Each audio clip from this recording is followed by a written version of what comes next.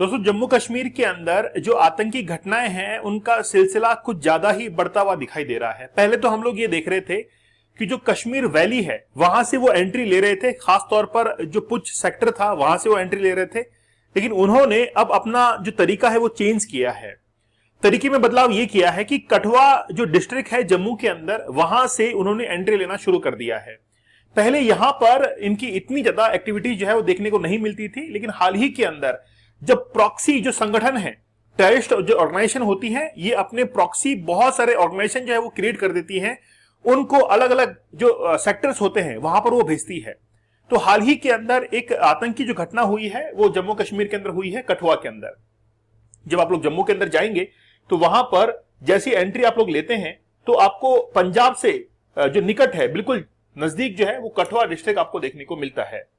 चलिए क्या हुआ है, एक्चुअली में क्या हुआ है कि वहां पर जो सिक्योरिटी फोर्सेस हैं उन्होंने एक जॉइंट ऑपरेशन अभी किया है जिसका नाम है ऑपरेशन ऑल आउट, और वहां पर हीरानगर सब डिवीजन जो कि कठुआ के अंदर स्थित है वहीं पर ये घटना जो है वो देखने को मिली है। हम थोड़ा विस्तार से बात करेंगे, लेकिन पहले हाँ आखिरकार क्या प्रॉब्लम्स हुई हैं, कितने लोग उसमें घायल हुए हैं उसके बारे में देख लेते हैं। देखिए बेसिकली हमारे 3 जवान जो है वो शहीद हुए हैं, लेकिन 2 आतंकियों को भी हमने मार दिया है। ऐसा बताया जा रहा है कि कुल 5 से लेकर 9 आतंकी वहां पर हो सकते हैं। 5 से लेकर 9 आतंकी जो है वहां पर हो सकते हैं, जिनमें से 2 को तो भी मार गिराया है। भारत के कुछ जो जवान हैं वो शहीद हुए हैं, तारिक हुसैन है, जसवंत सिंह है और बलविंदर सिंह जो है वो हमारे 3 जवान इसके अंदर शहीद हुए हैं। ये घटना हुई कैसे है? देखिए सबसे पहले तो आप लोगों को ये इलाका देखना पड़ेगा कि काफी टेरेन वाला इलाका है, बहुत घने जंगल वहां पर स्थित हैं कठुआ के अंदर, और उन्हीं जंगलों के बीच में अब फायरिंग जो है वो चल रही है। जिस समय मैं लेक्चर रिकॉर्ड कर रहा हूं उस समय भी वो फायरिंग चल रही है। तो आप लोग देख सकते हैं किस तरीके से जंगलों के अंदर जाते हैं हमारे जवान और वहां पर उन आतंकवादियों को ढूंढकर जो है मार गिराते हैं। एक्चुअली में घटना क्या हुई है, देखिए आप लोग देख सकते हैं कि किस तरीके से वहां पर उनको ढूंढा जा रहा है आतंकियों को, और वहां पर उनको मारने के लिए हम लोग हर संभव जो है प्रयास कर रहे हैं। ये हमारे एक ऑफिसर हैं जो कि घायल हुए थे। घायल कैसे हुए वो सुनिए। 23 मार्च को लगभग 5 आतंकी एक परिवार को किडनैप करते हैं, मतलब वहां पर जो है उनको अरेस्ट कर लेते हैं, हाउस अरेस्ट करते हैं, और हाउस अरेस्ट करने के बाद कुछ समय बाद ही उनको वापस से छोड़ दिया जाता है। लेकिन उनको छुड़ाने के अंदर हमारे बहुत सारे जवान जो है वो घायल हो जाते हैं। उस समय कोई भी जो है वो कैजुअलिटी नहीं हुई थी, लेकिन कुछ ऑफिसर जो है उनको गोली लगी थी, लेकिन उस परिवार को सुरक्षित बचा लिया गया।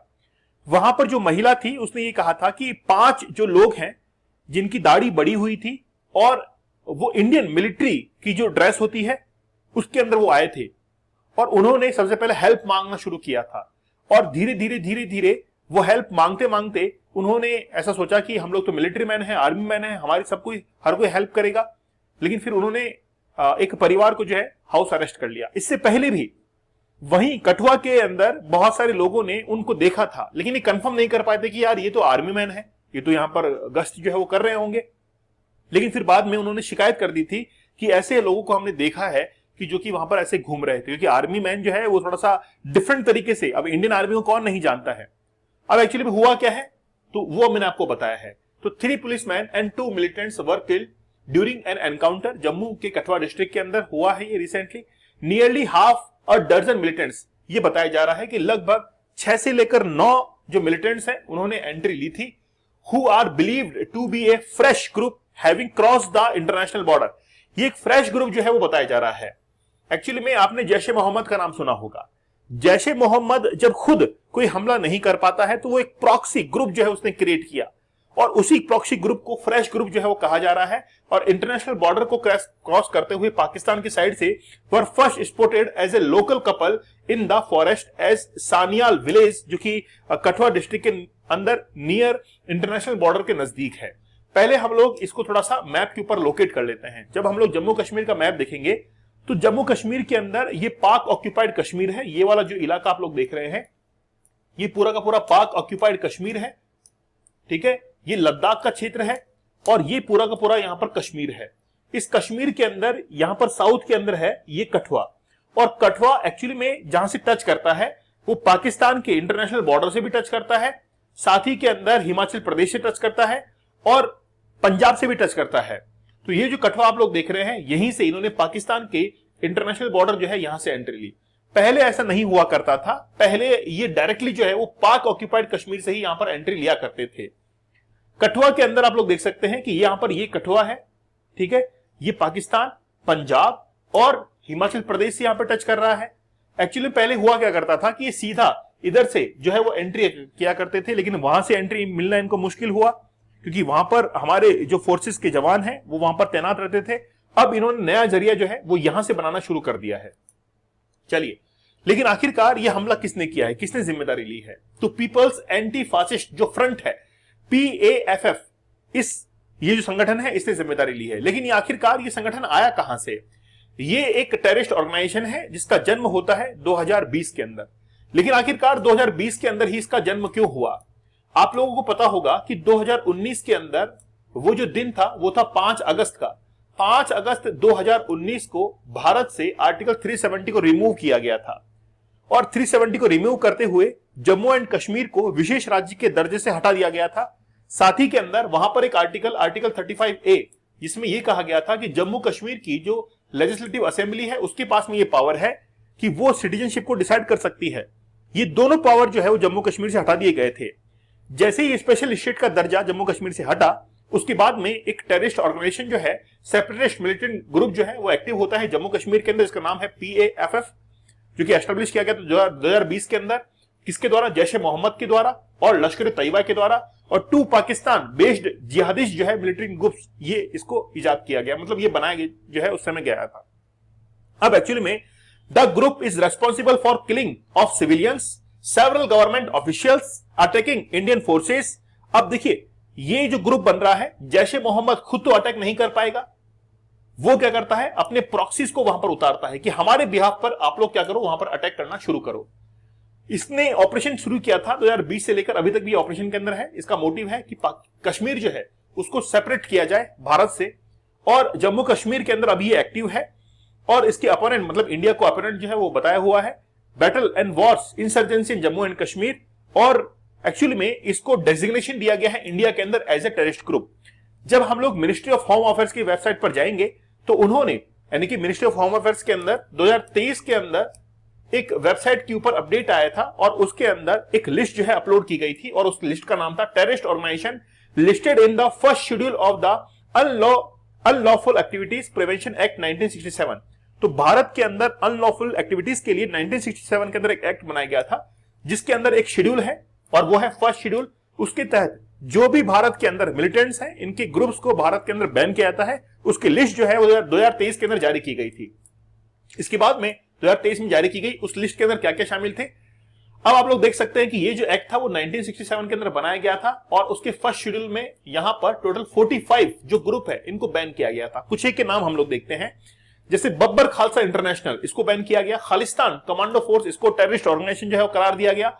Khalistan Zindabad force, international Sikh youth federation, Lashkar Taiba, Pasban e Ahle Hadith, the resistance front and all its manifestation and front organisations, Jaish e Mohammed, Tarike Farooq और पीपल एंटी फासिस्ट फ्रंट। यहां पर आप लोग देख सकते हैं कि ये जो ग्रुप है इसको इंडिया के अंदर बैन भी किया गया और एक टेररिस्ट ऑर्गेनाइजेशन जो है वो भी करार यहां पर दिया गया था। इसके बाद थोड़ा बहुत और देखते हैं हम लोग, हरकत उल मुजाहिदीन, हरकत उल अंसार, हरकत उल जिहादे इस्लामी, अंसार उल उमा, ठीक है, हिजाब उल मुजाहिदीन, ये ग्रुप है, ठीक है। जम्मू कश्मीर इस्लामिक फ्रंट, इसके साथ में united liberation front of Assam, ULFA को भी यहां पर भारत के अंदर टेररिस्ट ऑर्गेनाइजेशन जो है वो करार दिया गया। National democratic front of Bodoland NDFB जो कि असम के अंदर एक्टिव है, पीपल लिबरेशन आर्मी PLA को, फिर United nation national liberation front UNLF को, पीपल रिवोल्यूशनरी पार्टी ऑफ कैंगलैंगपैक, ठीक है, इसको भी दिया गया। साथ ही के अंदर कैंगलैंगपैक कम्युनिस्ट पार्टी जो है इसको भी करार दिया गया। ऐसी बहुत सारा, ऑल त्रिपुरा टाइगर फोर्सेस, इसको भी क्या किया गया, आतंकी एक संगठन जो है वो करार दिया गया। ये भारत के अंदर पहली घटना नहीं है, इससे पहले भी देखिए हमारे देश के अंदर हर दिन जो है वो घटनाएं घटती हैं। आपने देखा होगा कि पाकिस्तान के अंदर हाल ही में एक ट्रेन जो थी जफर एक्सप्रेस, इसको किडनैप किया गया था और पाकिस्तान ने यह कहा था कि भारत के द्वारा ये ट्रेन जो है, मतलब खास तौर पर बलूचिस्तान लिबरेशन आर्मी जो है इसको सपोर्ट करते हुए भारत के द्वारा ही इनडायरेक्टली इस ट्रेन को जो है हाईजैक किया गया था और उसकी जो है जिम्मेदारी पाकिस्तान ने कहा कि भारत ने ऐसा किया है। पाकिस्तान ये चाहता है कि हम भी जो है वो क्या करें, भारत के अंदर इस तरीके से ही जो है ये जो आतंकवादी घटनाएं हैं इसको अंजाम दे। पहली बात तो भारत ने क्लियर कर दिया था कि हमने ऐसा कोई भी एक्टिविटी नहीं की है, लेकिन मैं आपको एक्चुअल कंडीशन ये बताता हूं। देखिए, भारत अभी पीओके के लेकर बहुत सेंसिटिव हो रहा है। आपको पता है हर दिन जो है मुद्दा आता है पीओके का। अगर हम लोग पीओके जो है इसको भारत के अंदर पाक ऑक्यूपाइड कश्मीर, जो कि राजा हरि सिंह जब उन्होंने 26 अक्टूबर 1947 को इंस्ट्रूमेंटेशन ऑफ एक्सेशन पर साइन किया था और उसके बाद में इंडियन आर्मी जो है वो जम्मू कश्मीर के अंदर गई थी और वहां से पाकिस्तान के जो मिलिटेंट्स थे उनको बाहर निकाला था। उसके बाद में यूनाइटेड नेशन से एक प्रस्ताव आता है, एक नोटिफिकेशन आता है कि जो जहां पर है वो वहीं पर रह जाए। इसलिए आज पाक ऑक्यूपाइड कश्मीर पाकिस्तान के पास में चला गया। जमीन सरजमीन हमारी थी, लेकिन पाकिस्तान ने उसको अवैध कब्जा जो है वो कर रखा है। पाक ऑक्यूपाइड को अगर हम लोग वास्तविकता के अंदर लेना चाहते हैं भारत के अंदर, जो कि आगे हम लोग लेकर भी रहेंगे, तो पाक ऑक्यूपाइड अगर हमको लेना है तो हमको सबसे पहले बलूचिस्तान जो है इसके मामले को थोड़ा सा और एक्टिव करना पड़ेगा और साथ ही के अंदर चाइना को भी हमको एंगेज करना पड़ेगा। चाइना ताइवान के साथ में जो है वो ये कहता है कि ताइवान वन चाइना पॉलिसी को नहीं मानता है, तो चाइना और ताइवान जो है वो आपस में उलझे हुए। तो भारत जो है वो ताइवान को और बलूचिस्तान को यहां पर एक्टिव करते हुए पाकिस्तान को एंगेज करे बलूचिस्तान के साथ में और चाइना को एंगेज करे ताइवान के साथ में, और फिर हम लोग जो है पाक ऑक्यूपाइड कश्मीर ये ऑटोमेटिक स्वतः ही जो है वो भारत के अंदर मिलने को तैयार हो जाएगा। फिर यहां पर हम लोग क्या करेंगे, अपनी फोर्सेस को आगे बढ़ाएंगे और फोर्सेस को आगे बढ़ाते हुए हमारी जो सीमा है वहां पर वापस से उनको तैनात कर देंगे और इस पाक ऑक्यूपाइड कश्मीर को हम लोग वापस ले सकते हैं। इतना आसान नहीं होगा, लेकिन प्रयास करेंगे तो भविष्य के अंदर जरूर होगा। एक दिन में नहीं होगा, लेकिन एक दिन जरूर होगा। ठीक है, तो ये जितने भी ग्रुप्स हैं इनको भारत के अंदर टेररिस्ट ऑर्गेनाइजेशन जो है वो करार दिया गया। तो कठुआ के अंदर इन्होंने अपने टेररिज्म का एक नया अड्डा जो है वो ढूंढ लिया है। आप देखिए, इससे पहले भी एक घटना हुई थी, लगभग आज से 6 महीने पहले कुछ आतंकी वहां पर उस गांव के अंदर पानी मांगने के लिए वहां पर आए थे। वो ये समझ रहे थे कि हम लोग इंडियन आर्मी की जो ड्रेस पहनकर अगर जाएंगे तो हमारी हर कोई जो है हेल्प कर देगा, लेकिन बाद में उनको पहचान लिया गया। पता लगता है कि अगर हंसों के बीच